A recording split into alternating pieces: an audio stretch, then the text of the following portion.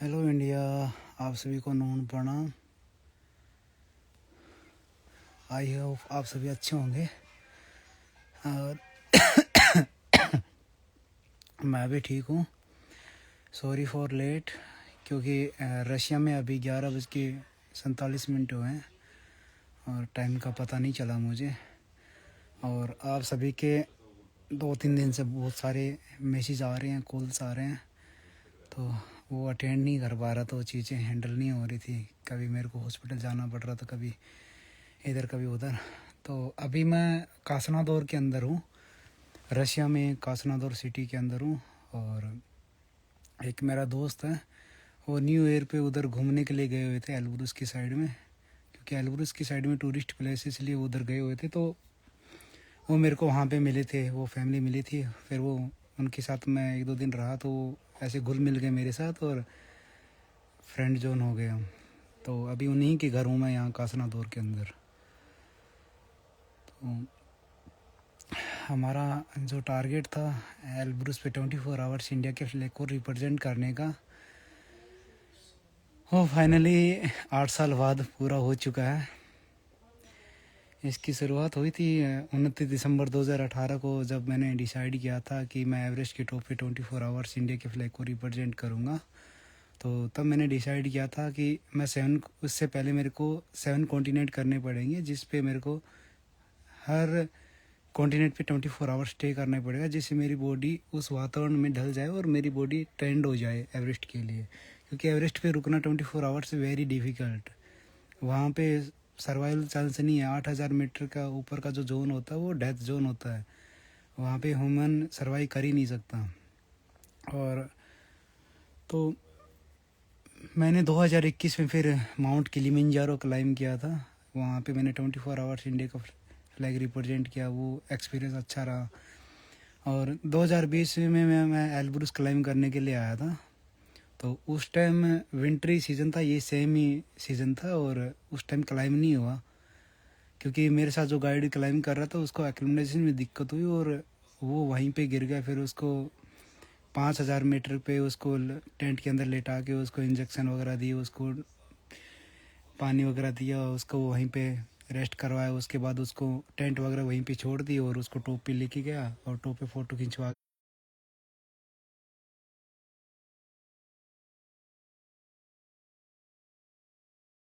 यार। और 4 घंटे रुके थे उस समय। तो मेरे साथ एक क्लाइमर और थी राजस्थान से, तो उसको देखभाल के चक्कर में वो चीज़ें भी छूट गई। 2023 में भी मैं 24 आवर्स नहीं कर पाया। इस बार 2026 में मैं 24 दिसंबर को इंडिया से रशिया आ गया था और 29 दिसंबर को मैं इधर त्रिस्कोल विलेज पहुंच गया था। तो त्रिस्कोल विलेज माउंट एल्ब्रुस के बिल्कुल नज़दीक है और 1200-1300 लोगों की यहाँ पे आबादी है। एक गांव पड़ता है यहाँ पे। तो वहाँ मैं रुका, वहाँ पे मैंने बॉडी को ट्रेन करना शुरू किया, ट्रेनिंग की। यहाँ पे मैंने रनिंग वगैरह किया और मैं पास में रिवर थी, वहाँ पे मैं नहाने के लिए चला जाता था। मैं योगा वगैरह किया, तो उस बॉडी वहाँ पे उस वातावरण में अनुकूलित हो गई। पर एक बार बीच में फिर मैं 4,000 मीटर पे 1 नाइट स्टे करके आया था। 14 घंटे मैं स्लीपिंग बैग के अंदर लेटा था, तो वो भी वीडियो आपने शायद देखा होगा। और उसके बाद फिर मैं नीचे डाउन आ जाता हूँ। आने के बाद बॉडी पूरी एक्टिव हो जाती है, रेडी हो जाती है माउंटेन के लिए। और वेदर वगैरह से, उन चीज़ों से थोड़ी कोई दिक्कत नहीं थी कि भी हाई एल्टीट्यूड पे जाऊँगा तो मेरे को ये दिक्कत हो जाएगी सांस वगैरह की, कोई दिक्कत नहीं थी। एक्टिव थी बॉडी। बाद में वह 6 जनवरी के बाद मैं वेट करता हूँ कि कब वेदर ठीक हो और कब मैं 24 आवर्स स्टे के लिए वहाँ पे रुकूँ, मैं कब मैं ट्राई करूँ। तो मैं वेट करता रहता हूँ। फिर मेरे पास ना एक भाई था यहाँ पे, सरगी, जिसका यहाँ पे त्रिस्कोल के अंदर स्टोर है लोकल। वो स्नोबोर्ड वगैरह या स्की वगैरह, माउंटेनिंग इक्विपमेंट्स वगैरह वो रेंट पे देते हैं। तो वो उसको मैं जानता था, हम दोस्त बने हुए थे। तो मैं सलाह उससे ले रहा था। मैंने उसको ये कहा था आते ही यहाँ पे कि मेरे को 24 आवर्स करना है और मेरे को रुकना है, इस बार मेरे को ट्राई करना है। और क्योंकि नेक्स्ट ईयर मेरे को एवरेस्ट करना है, तो मेरे को रुकना है ब्रदर। और मेरे पास एक्सपीरियंस है, मेरे पास बहुत सारी चीज़ें हैं, बट उसके बावजूद भी मेरे को आपकी गाइडेंस चाहिए, सारी चीज़ें आपकी चाहिए। मेरे पास जितने भी एक्सपीरियंस हो वो कम है, क्योंकि आप यहाँ के लोकल हो, आपको इस वातावरण का पता है, इस जगह का पता है, इन चीज़ों का पता है। तो आपकी मेंटलिटी रहेगी, मेरी बॉडी रहेगी, मेरी मेंटलिटी नहीं रहेगी। आप मेरे को गाइड करोगे, सारी चीज़ आप बताओगे, फिर मैं ये चीज़ें करूँगा। तो वो मेरे को बोलता है कि वेदर अभी बहुत डिफ़िकल्ट है, सिर्फ तुम सबमिट पे जाओ, वापस आ जाओ, हम ऐसे अभी नहीं कर सकते, आपको दूसरे सेशन में आना चाहिए ब्रदर। तो मैं भाई नहीं, मेरे को क्योंकि अप्रैल मई में मेरे को दोबारा एवरेस्ट के लिए निकल जाना है, और उससे पहले भी मेरे को 1-2 माउंटेन और भी क्लाइंब करने हैं, तो मैं नहीं रुक सकता, और मेरे को डिफ़िकल्ट हो जाएगी, क्योंकि मेरे को 2-3 महीने में मैं 50-60 लाख रुपए कहाँ से इकट्ठे कर पाऊँगा एवरेस्ट के लिए, क्योंकि स्पॉन्सरशिप मेरे को चाहिए, बिना स्पॉन्सरशिप के मैं एवरेस्ट भी नहीं कर सकता।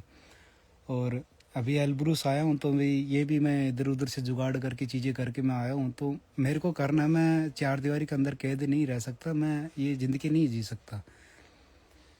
डिप्रेशन वाली, एंजाइटी वाली ये चीज़ें मैं नहीं जी सकता, क्योंकि वो मैंने अपने रिलेशन के टूटने के बाद वो ज़िंदगी मैंने जी है, मैंने अपने आप को मरते हुए देखा है। मैं जब अपने रूम के अंदर सोता था, तो वो पंखा जो लटका हुआ था, तो कभी उस पंखे को देख के सोचता था कि मेरे साथ कोई नहीं है, इंसान कोई है ही नहीं।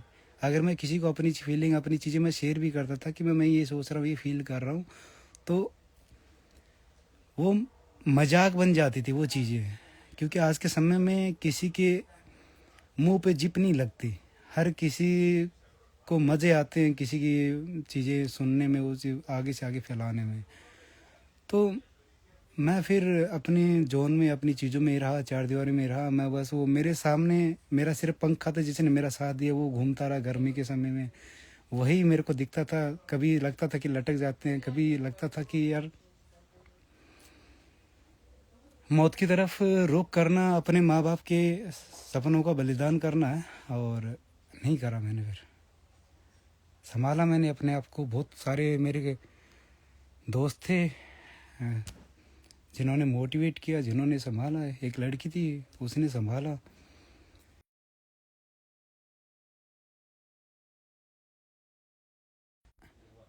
बहुत समय लगा उन चीज़ों से निकलने में। अगर आप किसी को एक बच्चे की तरह पाल रहे हो, अपने घर रख रहे हो, 2 साल बहुत हो जाते हैं, किसी रिलेशन में आप रह रहे हो, चीज़ें कर रहे हो किसी के लिए, और आप किसी को आगे बढ़ा रहे हो, और आप उसके पीछे एक दीवार बन के खड़े हो कि तुम आगे बढ़ो, मैं तुम्हारे पीछे हूँ।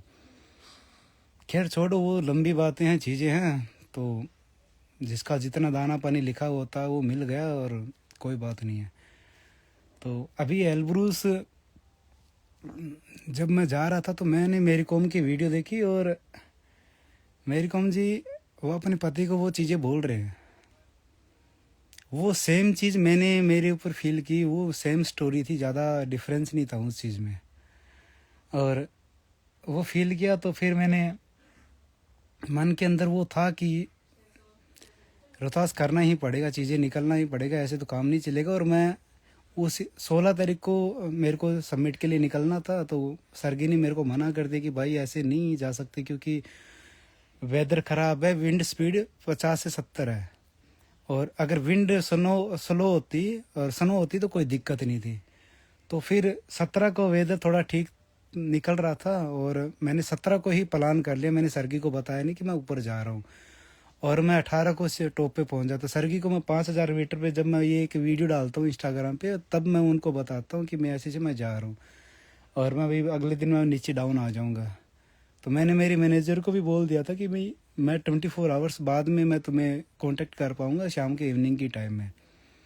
तो मैं चला जाता हूँ वहाँ से, 12 बजे मैं शिखर पे पहुँच जाता हूँ, और शिखर पे पहुँच के फिर मेरे साथ जितने भी इक्विपमेंट्स वगैरह थे वो सारे इंस्टा 360 वगैरह, वो फ़ोन वगैरह सारे डेड हो गए थे। और फिर मैंने टेंट लगाया। टेंट क्या है कि पूरा नहीं लगा सकता, अगर वो पूरा लगाता तो साइड के ऊपर उड़ जाता वो। तो मैंने सिर्फ वो जो डाउन जो लेयर होती है, नीचे की जो लेयर होती है उसको लगाया, और उसके अंदर जिप खोल के सारा सामान उसके अंदर डाल के, और पहले जो आउटर होता है स्लीपिंग बैग वो टेंट का, तो आउटर लगाया, उसके ऊपर स्लीपिंग बैग मैट्रेस रखा, फिर स्लीपिंग बैग रखा, और उसके अंदर फिर मैं बैठ गया और उसके अंदर फिर मैंने सर्वाइव चॉकलेट्स वगैरह खाई और उसके अंदर ही पानी पी के मैं लेट गया। तो ऐसे मैंने 24 आवर्स वहाँ पे स्टे किया। और रात को कोई ज़्यादा दिक्कत नहीं हुई क्योंकि ठंड की दिक्कत थी और हवा ज़्यादा थी, तो नींद तो पूरी रात नहीं आ पाई। बट जो एक मेरा गुरु है अशोक शुक्ल गुज्जर है, राजस्थान से 6 पैरा के है। तो वो वैसे पहले जवान इंस्टीट्यूट में इंस्ट्रक्टर थे, अब तो उन्होंने रिटायरमेंट ले ली। तो उन्होंने बहुत सारी चीज़ें मेरे को सिखाई थी, स्किल्स, कि ये चीज़ें करना। तो वो चीज़ें मैंने की तो वो दिक्कत नहीं हुई ज़्यादा। और 24 आवर्स हो गया। फिर अगले दिन 19 तारीख को सुबह के मौसम खुल गया था, सूरज वगैरह निकल गए थे, तो हवा कम हो गई थी। तो 12 बजे मेरा टाइम पूरा हो गया और मैं नीचे डाउन के लिए निकल गया। तो मैंने सोचा कि मैं चल 5,000 मीटर पे पहुंचूंगा, 5200 मीटर तक पहुंचूंगा, तब तक नेटवर्क आ जाएगा। मैं क्या पता भी चीज़ें कांटेक्ट हो जाए मेरा नीचे और मैं बता दूं कि मैं सही हूँ। तो जब मैं जा रहा था, मेरे इक्विपमेंट सारे बंद हो गए। तो वो स्लीपिंग बैग के अंदर डालने के बाद क्या है कि हीट मिलने के कारण वो फ़ोन वगैरह सारे मेरे ऑन हो गए थे, इक्विपमेंट काम करने लग गए थे। फिर मैंने वहाँ पे वीडियोस वगैरह बनाए और वो डाटा कलेक्ट करके मैं नीचे डाउन आ गया। मैं जैसे मैं 5200 मीटर पे पहुंचा तो सामने से सरगी और एक भाई उसके साथ और था क्लाइंबर, वो मेरे को लेने के लिए आ रहे थे। और उनके दिमाग में ये हो गया था कि वो चला गया है, वो रहा नहीं है, और फिर भी हम ट्राई करते हैं, उसको लेके आते हैं, वो बचा है या नहीं बचा है। क्योंकि अगले दिन 19 जनवरी को वहाँ पे पूरे माउंटेन के ऊपर कोई नहीं था, सब बंद था वहाँ पे। छुट्टी का दिन था, पूरी मार्केट वगैरह सब कुछ बंद था। और 2,000 मीटर तक 3,000 मीटर तक वहाँ यहाँ पे केबल चलती है, जो ट्रॉली होती है वो चलती है। तो वो क्या है कि वो भी उस दिन बंद थी। तो इनको ज़्यादा टेंशन हो गई थी कि भी वो पता नहीं है या नहीं है, कैसा है, कि सिचुएशन में है। तो ये लोग मेरे को लाने के लिए अब रात को इन्होंने अपनी पैकिंग वगैरह स्टार्ट कर दी थी। इनकी वाइफ ने मेरे को वीडियोस वगैरह भेजी कि भी आपको लाने के लिए ये रात को वे कपड़े वगैरह निकाल रहे हैं, पैकिंग कर रहे हैं कि सुबह उसको लेके आना इंडियन को। तो ये मेरे को लाने के लिए निकल जाते हैं अगले दिन सुबह सुबह, और ये पहुंचते हैं मेरे पास 2 बजे के करीब। मैं उधर से सामने से आ रहा होता हूँ और ये मेरे सामने से जा रहे होते हैं। तो इस सरगी के दिमाग में इनके गुस्सा होता है कि हम अपने परिवार को छोड़ के इस बंदे के पीछे लगे हैं, कि ये बंदा है कि पागल है कि ये ऊपर चला गया, ये वहाँ पे चला गया। तो जैसे मैं पहुँचता हूँ पास में, तो मैं सोचता हूँ कि अननोन बंदे हैं और कोई क्लाइंबर है, वो क्लाइंब कर लेने के लिए जा रहे होंगे। तो मैं ऐसे ही मैं सामने चलता आ रहा हूँ, तो फिर ये खड़े होते, ये दोनों वीडियो बना रहे होते हैं। तो मैं इनके पास सामने खड़ा होकर मैं हेलो हाय करता हूँ, क्योंकि ये ज़्यादातर रशियन लैंग्वेज यूज़ करते हैं।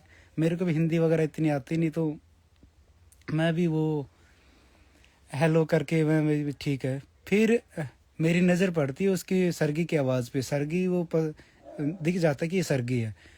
तो मैं उससे हेलो ऐसी करके और मैं सरगी से मैं बात करता हूँ। तो फिर उसके साथ मैं गले मिलता हूँ कि मैं भाई तू है, सरप्राइज हो जाता हूँ मैं।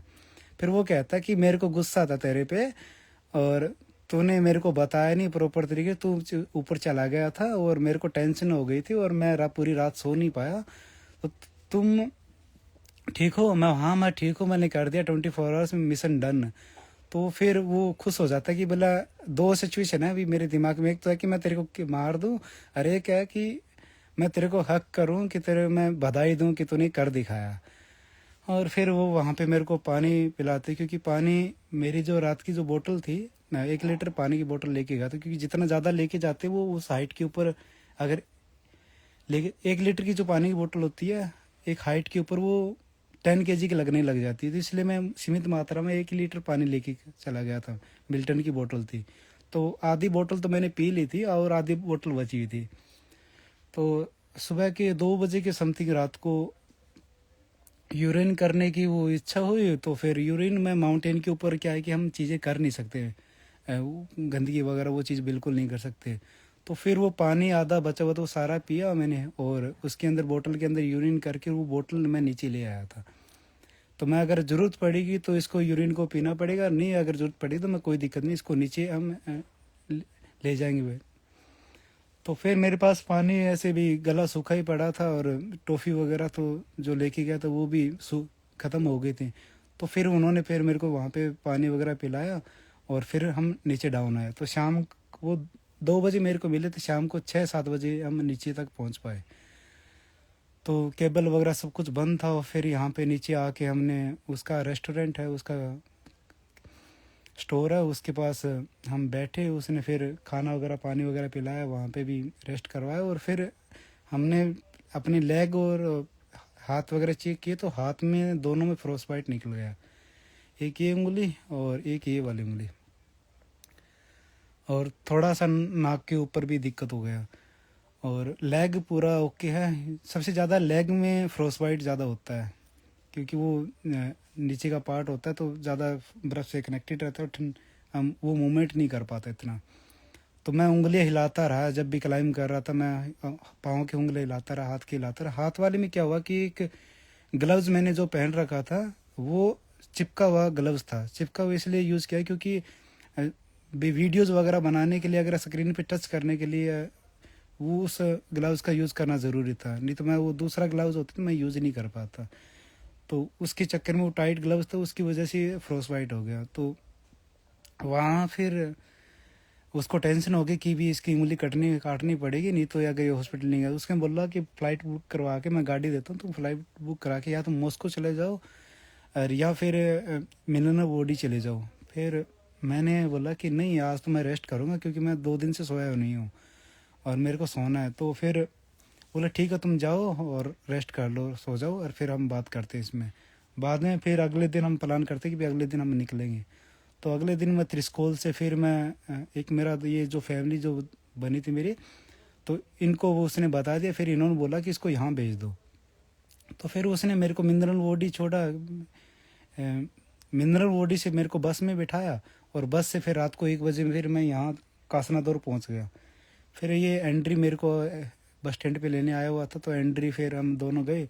हम 3 हॉस्पिटल में घूमे, अलग अलग जगह पे। तीनों हॉस्पिटल में उन्होंने मना कर दिया। फिर जो चौथा हॉस्पिटल था, फिर उन्होंने, क्योंकि वह जो पहले हॉस्पिटल में गए तो वहाँ पे बोला हमारे पास इतना इसके लिए बोला ट्रीटमेंट है नहीं है, तो बोला आप दूसरी जगह। फिर हम ऐसे घूमते रहे। चौथी जगह हाँ जहाँ हम गए, तो वहाँ उसने डॉक्टर ने ट्रीटमेंट किया थोड़ा, और तो वो बोला कि इंजेक्शन वगैरह दिया, बोला ज़्यादा कोई दिक्कत नहीं होगी, और 1-2 दिन रेस्ट करो, और आप कुछ गर्म खाना पीना करो, और इसको विटामिन वगैरह लगा के इसको संभाल के रखो एक बार। तो वो अभी 2 दिन से इसी बस यही कर रहा हूँ, इसका ध्यान रख रहा हूँ। और आज अभी शाम को दोबारा चेक कराऊंगा, या तो इसकी आज सर्जरी होगी, और अगर सर्जरी होगी तो करवा लेंगे, नहीं तो फिर क्या कि अगर नहीं करवाएंगे तो इसको फिर काटना पड़ेगा, फिर नहीं तो आगे से आगे ये फैलता रहेगा। तो हो जाएगा। और सबसे बड़ी अचीवमेंट जीवन की यही रही कि 2025 में ज़िंदा रहा, और अभी 2026 की जो शुरुआत की है वो भी ज़िंदा रह गए। और गुरु जम्बे से भगवान की, बालाजी की और भोलेनाथ की दया है, सब अच्छा हो गया। और कल मैं इंडिया के लिए निकलूँगा, और यहाँ से सिर्फ यही कहना चाहूँगा कि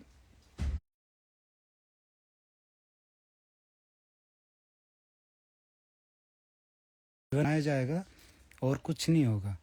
मैं जब चार दीवारी के अंदर कहता, तब ढांडा भाई की एक लाइन आती कि घुटनों के बल मरने से अच्छा है खड़े हो रह के मर जाओ। तो वो सबसे ज़्यादा मेरे को मोटिवेट करती है, और वो याद दिला, आज भी उन चीज़ों को मैं याद करता हूँ तो हाथ कांपने लग जाते हैं। ऐसी एंजाइटी जब आती है ना, डिप्रेशन जब आता है तो हाथ कांपने लग जाए, आंखों में आंसू आने लग जाते, बैठे बैठे सोते हैं तब वो चीज़ें जब याद होती है, फील होता है। और फिर वहाँ उस जगह पे एक कोई मोटिवेशन लाइन मिल जाती है ना, कोई आपको कोई लाइन बोल देता है, और वो मोटिवेट आपको इतना मोटिवेट करती है कि ये सही है, यही अपनाना है जीवन में। और मैंने वही चीज़ अपनाई, और मैं उन चीज़ों से निकला। मेरे भी सपने थे कि मैं अपने माँ बाप को जहाज़ में बैठाऊँ, उनको घुमाऊँ, मैं हर जगह उनको मंदिरों में लेके जाऊँ। तो मेरे सपने थे, और वो सपने मैंने किसी और के साथ देख लिए थे कि ये अगर कामयाब होगी तो मैं इसके साथ वो मेरे सारे सपने पूरे करूँगा। तो एक लड़का अगर सोशल मीडिया पे किसी प्लेटफॉर्म पे अगर काम करता है तो उसको फॉलोअर गेन करने में, चीज़ें गेन करने में बहुत समय लग जाता है। एक लड़की अगर सोशल मीडिया पे चीज़ें कर रही है और एक लड़का उसकी चीज़ें संभाल रहा है तो वो बहुत ईजी हो जाता है चीज़ें करना। और वो मैंने चीज़ें कर दी, 1.5 मिलियन की और 5-6 लाख की फेसबुक और यूट्यूब 2.5 लाख 3 लाख, तो वो ऑडियंस मैंने बना दी within 9 month 10th month. और उसके बाद वो चीज़ें टूटती है, अलग अलग होती है, बिगड़ती है और फिर चीज़ें अलग चली जाती है और फिर वो लड़का अकेला पड़ जाता है। और लड़का फिर सोचता है कि क्या करूं मैं, समाज को क्या मुंह दिखाऊं, लोगों को क्या मुंह दिखाऊं, क्या कहूं मैं, घर वालों को क्या कहूं, मैं क्या करूं, कोई ऑप्शन नहीं बचता है। फिर वो सोचता है कि या तो हम कुछ कर लेते हैं या हम मर जाते हैं। तो फिर मैंने कुछ करना ही बेहतर समझा और मैंने अपनी जिम की शुरुआत की। हिसार में एक 10 क्लब जिम है मीरा सिनेमा के पास, मैं वहाँ जाता था प्रैक्टिस के लिए। और वहाँ जाके मैं गाने, हेडफोन लगा लिया, गाने सुन लिए, तो वहाँ पे भी वो चीज़ फील होती थी, वो वातावरण फील होता था, वो हीट करती थी वो चीज़ें कि कैसा समय आ गया कि कोई समय था कि हम यहाँ पे मेहनत एक साथ कर रहे थे, आज हम है ही नहीं, यहाँ पे सिर्फ दीवारें और कुछ नहीं है। तो उसके बाद भी मैं वहाँ पे रोता था, वैसे अंदर अंदर फील करता था और मेहनत करता रहा। मैंने छोड़ा ना, मैं वहीं पे जाता रहा, आदत बना ली कि मेरे को प्रैक्टिस करनी है, जाना ही है। और उस जिम में मैंने जाके खुद को जिंदा करा वापस, वो वहाँ पे मैं फिर खड़ा हुआ। अप्रैल 2024 में मेरा 87 kg वेट था और विद इन 3 मंथ मेरा 65 kg वेट हो गया था। फिर धीरे धीरे मैंने दोबारा वेट बढ़ाना शुरू किया, दोबारा प्रैक्टिस करना शुरू किया, दोबारा से मैं रिकवर हुआ और मैं सही हो गया, मैं जीने लग गया। और बहुत ऐसे मेरे को बहुत इंसान मिले जिन्होंने मेरे को मोटिवेट किया, सपोर्ट किया, उन चीज़ों से निकाला। मैं आज भी उनको याद रखता हूँ, आज भी उनसे मैं बात करता हूँ। मैंने उनको, मेरी अचीवमेंट होने के बाद मैंने सबसे पहले उन्हीं सभी को फ़ोन किया, उन्हीं को बताया कि मैंने कर दिया है और मैं ज़िंदा हूँ, मैं सही हूँ, मैं आ जाऊँगा। तो ऐसे अपने दोस्त बनाओ, अपने ऐसे भाई बनाओ कि जो तुम्हें दिल से चाहते सपोर्ट करना, तुम्हारे साथ रहना, तुम्हारे लिए कुछ करना चाहते हैं। नहीं तो अपने सपने तो अपने बल पे पूरे करो, किसी के भरोसे मत रहो जीवन में आज के समय में। और ये एक लाइन है कि सूरज चढ़ते छिपते रहने, चंद तारे भी दिखते रहने, किसी दा जमना किसी दा मरना, किसी दा जितना किसी दा हारना, किसी दे चंगे किसी दे माड़े, दिन ਤਾਂ ਕੱਟਦੇ ਰਹਿਣਗੇ ਸਾਰੇ। ਕਈ ਨਵੇਂ ਯਾਰਾਂ ਨਾਲ ਮੇਲ ਹੋਣਗੇ, ਕਈ ਯਾਰੀ ਚੋਂ ਫੇਲ ਹੋਣਗੇ, ਕਈ ਕਿਸੇ ਦੀ ਜੜਾ ਵੱਢਣਗੇ, ਕਈ ਕਿਸੇ ਦਾ ਸਾਥ ਛੱਡਣਗੇ, ਕਿਸੇ ਬਿਨਾ ਕੋਈ ਮਰ ਨਹੀਂ ਜਾਂਦਾ, ਸਭ ਦਾ ਖਲੇਰੀ ਸਰ ਜਾਂਦਾ। तो सब दा सर जाता है, किसी बिना कोई नहीं मरता। और यारी दोस्ती वगैरह सारी चीज़ चलती रहती है। और अच्छा करो, माँ बाप के सपनों पे काम करो, माँ बाप के लिए जियो, अपने भाई के लिए जियो, अपनी चीज़ों पे काम करो, वही आपके लिए बेस्ट है। बहुत कम लोग मिलेंगे, बहुत कम लोग मिलेंगे जो दिल के होते हैं, अच्छे दोस्त बहुत कम मिलते हैं। तो दोस्ती अगर किसी के साथ कर रहे हो, किसी के साथ रिलेशन में आ रहे हो, किसी चीज़ में भी आ रहे हो, तो अंधा भरोसा मत करो आज के समय में। अगर अंधा भरोसा करना है, अपने माँ बाप पे कर लेना, अपने भाई पे कर लेना, अपने घर पे जो जानवर रखते हैं उन पे कर लेना, बाकी बाहर मत करना ऐसे अंधा भरोसा किसी पे भी। मैं अभी से ये चीज़ें नहीं एक्सपीरियंस कर रहा, मैं 2018 से करता आ रहा हूँ। मैंने बहुत लोगों को कामयाब किया, मैं अकेला कामयाब अब जाके हुआ हूँ। अब लोगों को पता चला है कि मैंने ये किया है। इससे पहले मैंने लोगों को माउंट एवरेस्ट चढ़ाया। जो एक मेरी बहन है, वो इंडिया की सबसे कम उम्र की लड़की एवरेस्ट चढ़ने वाले, उसको टॉप तक लेके गया, उसको वापस लेके आए, उसका रेस्क्यू किया गया था 8000 मीटर से। बट ये बात किसी को पता नहीं है कि उसका रेस्क्यू हुआ था, उसको ऑक्सीजन किसने दी। वो बहुत सारी चीज़ें लोग जब फेमस हो जाते हैं तो वो चीज़ नहीं बोलते हैं, क्योंकि उसको उस टाइम समझ नहीं थी। वो बच्ची थी, 16 साल की थी, उसने भी उस टाइम नहीं बोला। अभी उसको वो चीज़ पता है, रिग्रेट उस चीज़ का कि मैंने भैया तेरा नाम नहीं लिया। ऐसे बहुत से हैं जिनको जीवन में, जिनके साथ मैं खड़ा था, जिनको मैंने बनाया है, उनके नाम तक, उनकी लोगों को जूते पहने नहीं आते थे, बस की टिकट काटने तक का पता नहीं था, उन लोगों को भी कामयाब करा है। तो भलाई से उन चीज़ों से कुछ नहीं मिला मेरे को, बुराइयां ही बुराइयां मिली आखिर में जाके। बट एक ये है कि मेरी मेंटलिटी ऐसे है, भावना ही ऐसी है, मैं हर किसी का भला करना चाहता हूँ, मैं बुरा मैं सोच ही नहीं सकता। मेरी आदत है। मेरे को मेरे दोस्त वगैरह कहते हैं यार तू हर किसी का करने लग जाता, खुद पे ध्यान नहीं देता, क्यों करता है ऐसे। मेरी आदत ही ऐसी है, मैं क्या करूँ, मेरा मन ही ऐसे, सोच ही ऐसी है, तो मेरे से होता है वो चीज़। मैं अगर मेरे को कोई चीज़ आती है तो मैं बताता हूँ, क्योंकि मेरे गुरु ने कहा था कि अशोक शुक्ल ने कहा था कि आपके पास जितना ज्ञान है आप अगर किसी को दे रहे हो तो अच्छी बात है, अगर आप कल को चले भी जाओगे तो वो ज्ञान आपके साथ चला जाएगा, उसका फ़ायदा नहीं है। तो इसलिए आपके पास जो भी चीज़ है वो आप दो। तो मैं वो चीज़ दे देता हूँ। तो ज़िंदगी है, अच्छे से जियो, और आप जितना ज़्यादा ट्रैवल कर सकते हो, घूम सकते हो जीवन में, घूम लो। जितना आप घूमोगे, इधर उधर ट्रैवल करोगे, नए नए लोग मिलेंगे आपको, नई नई चीज़ें आप सीखोगे, एक्सप्लोर करोगे, खाओगे पियोगे, तो आपको दुनियादारी समझ आएगी, चीज़ें समझ आएगी। और आप अगर बैग पैक करके एक बार घर से निकल गए ना, तो आपको रास्ते में बहुत सारी चीज़ें ऑटोमेटिकली ही मिलना शुरू हो जाएगी। अगर आपके पास पैसे भी नहीं है ना, तो वो भी कहीं ना कहीं से आपके पास जुगाड़ हो जाएगा। ये एक्सपीरियंस बता रहा हूँ मैं, एक बार का नहीं, मेरे 2-3 बार का मेरा खुद का एक्सपीरियंस है। मैं निकला हूँ चीज़ें करने के लिए, और वो चीज़ें रास्ते मेरे को ऑटोमेटिकली हो गई है और मैंने कर दी। अभी आज यहाँ मैं जिस परिवार के साथ रह रहा हूँ, मैं इनको नहीं जानता ना, ये मेरे को प्रॉपरली जानते, बट इनका मेरा जुड़ाव हो गया है। कहते हैं ना कि दाने दाने पे लिखा हुआ है खाने वाले का नाम, तो यहाँ मेरा दाना पानी लिखा तो वो मेरे को मिल गया। तो आप भी घर से अगर निकलोगे ना कोई चीज़ करने के लिए, अगर डिप्रेशन वगैरह इन चीज़ों से आप जी रहे हो, तो बाहर निकलो, एक्सप्लोर करो, लोगों से मिलो, नए नए लोगों से मिलो, चीज़ें देखो, अपने आप उन चीज़ों से, डिप्रेशन वगैरह इन हर चीज़ से आप मुसीबत से निकल जाओगे। कोई ना कोई आपको मोटिवेट करने वाला, कोई ना कोई आपको सही रास्ता दिखाने वाला गुरु या दोस्त, भाई या बहन मिल ही जाएगा आपको। तो वो करो आप ज़रूर। और एक जगह पे मत रुके रहो। एक जगह अगर आप रुके रहोगे तो आपके सोच को, आपके सोच के दायरे को दीमक लग जाएगी। आपके इर्द गिर्द सिर्फ वही लोग रहेंगे जो उसी सोच के हैं। अगर आप गांव से बाहर निकलोगे, शहर में आओगे, तो अलग सोच के लोग मिलेंगे। शहर से अगर आप बड़े शहरों में आओगे तो और सोच के लोग मिलेंगे, अलग अलग लोग मिलेंगे।